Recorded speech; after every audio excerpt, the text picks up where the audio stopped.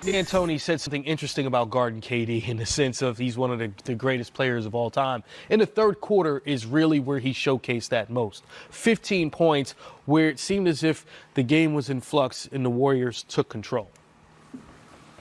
Well, the way he's been playing, you know. The last 4 games, I mean, count this as 5. He's right. There isn't much that you can do yourself other than make him work as hard as possible, which I thought early in the game, P.J. Tucker was doing a good job forcing them a couple steps off the block. And I think that once P.J. Tucker was off of him for a little bit. He had 4 fouls. And House had to cover him and Shumpert and some other guys.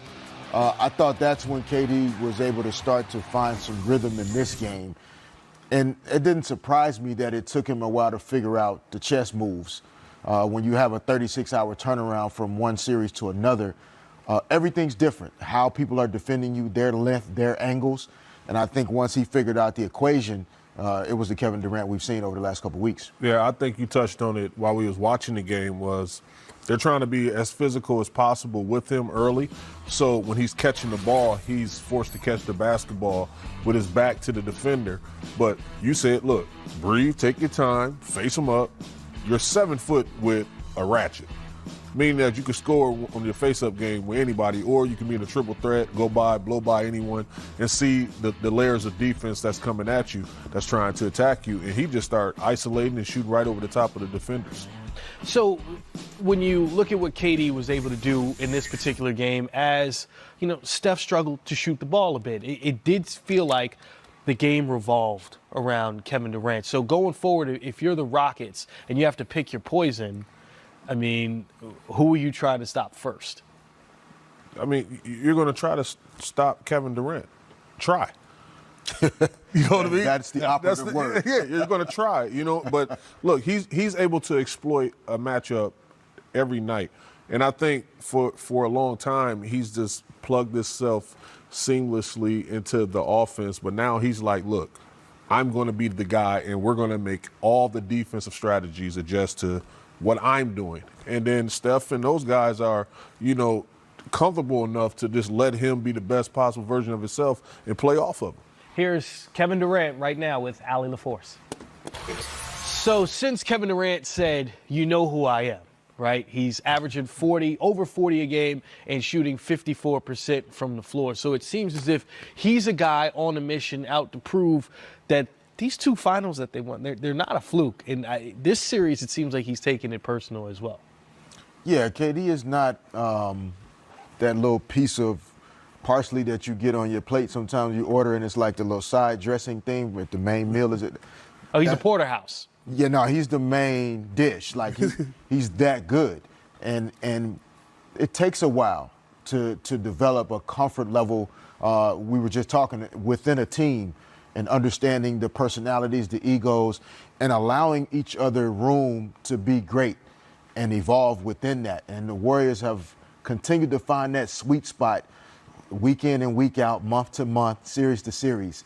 It's okay for Curry to be great one night, KD the next night, and that's what makes this team fun to watch. Steve, John Dickinson, all 5 of the Warriors starters with 13 or more points. Here's Steve Kerr at the podium. Defense for you guys and how that really impacted the outcome of the game. Yeah, I mean, our guys competed like crazy, and so did their guys, obviously. I mean, it's just, you know, basketball at its highest level, along with competition at the highest level. So it's intense out there, and both teams are just fighting for everything. And you know, it's a great way for us to start the series because as hard as we played, we didn't play that intelligently, and our guys know that, and we've got some things to clean up before game 2, but a good start. Third row middle. Coach Kerr, Harvey, Sacramento Observer.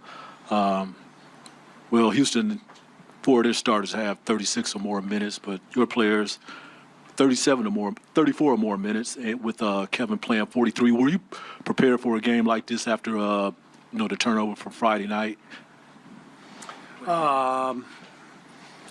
Prepared for the game.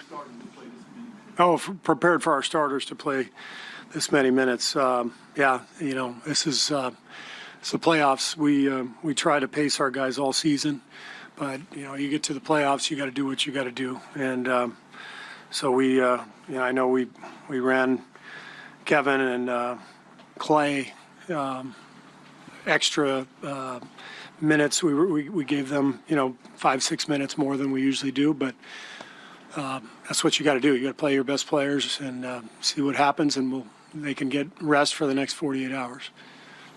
Steve, Tim Calcom of The Athletic, right over here.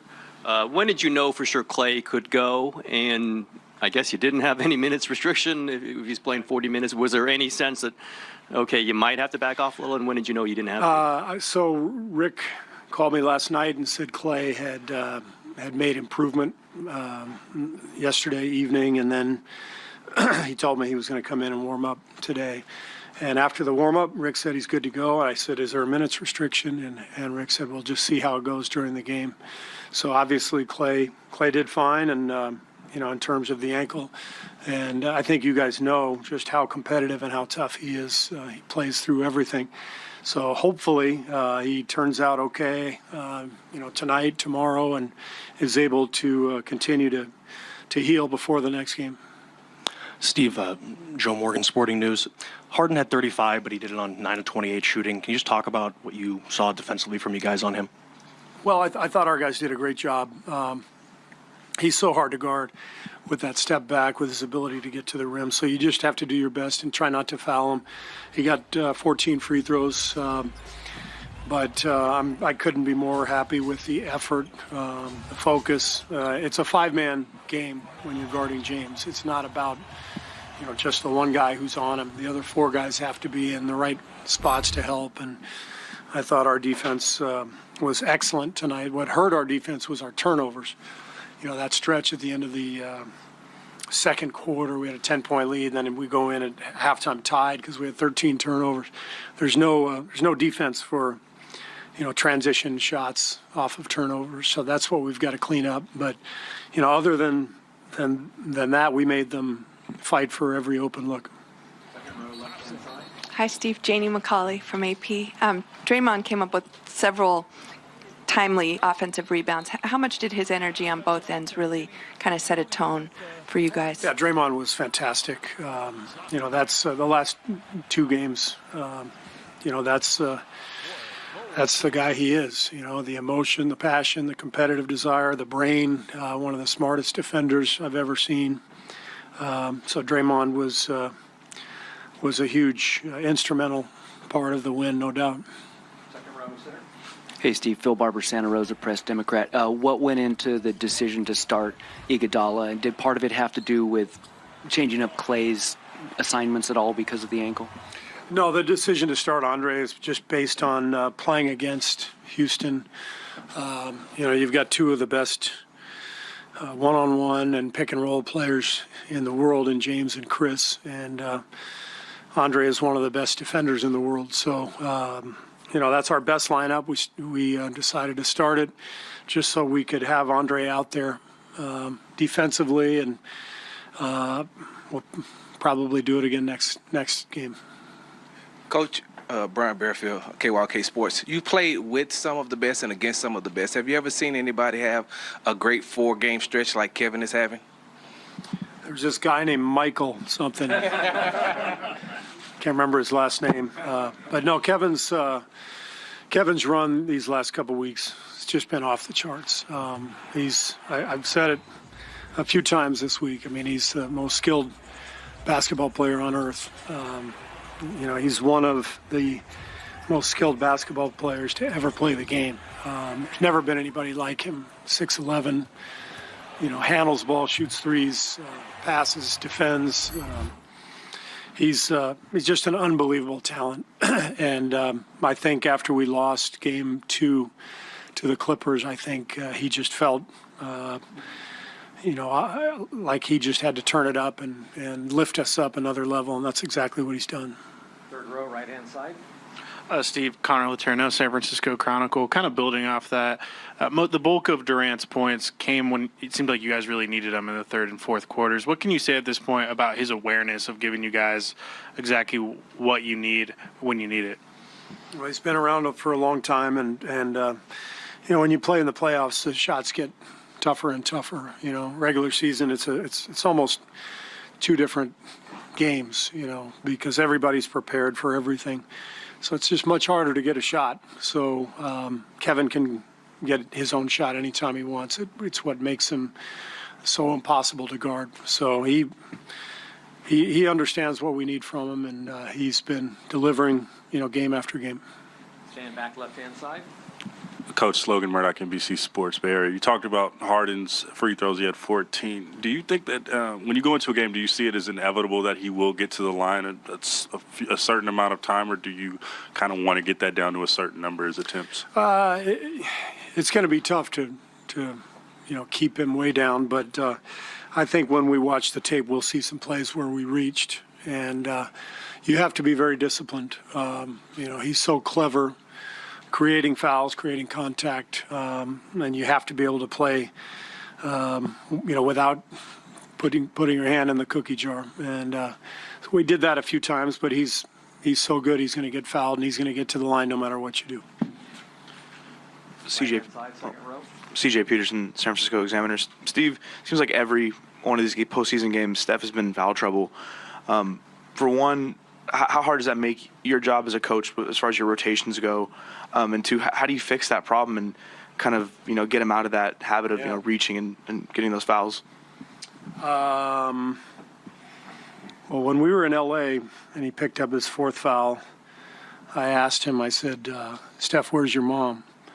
And he pointed up about 10 rows behind the bench. And I looked up and made eye contact with Sonia, and I said, tell him not to foul anymore.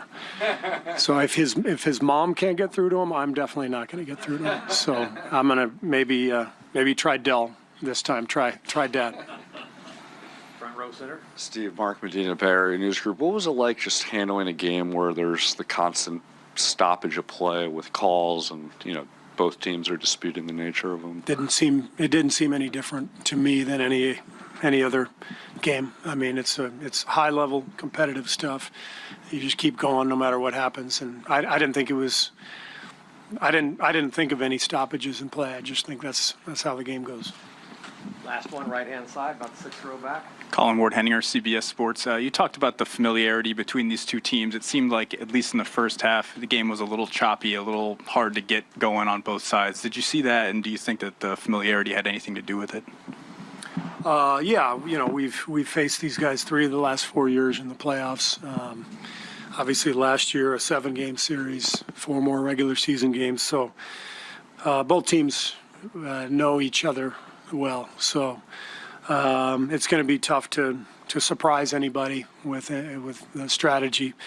It's all about execution, and for us, that's got to start with taking better care of the ball in Game 2. Thanks, everybody. Thank you. For any of those of you guys referencing our medical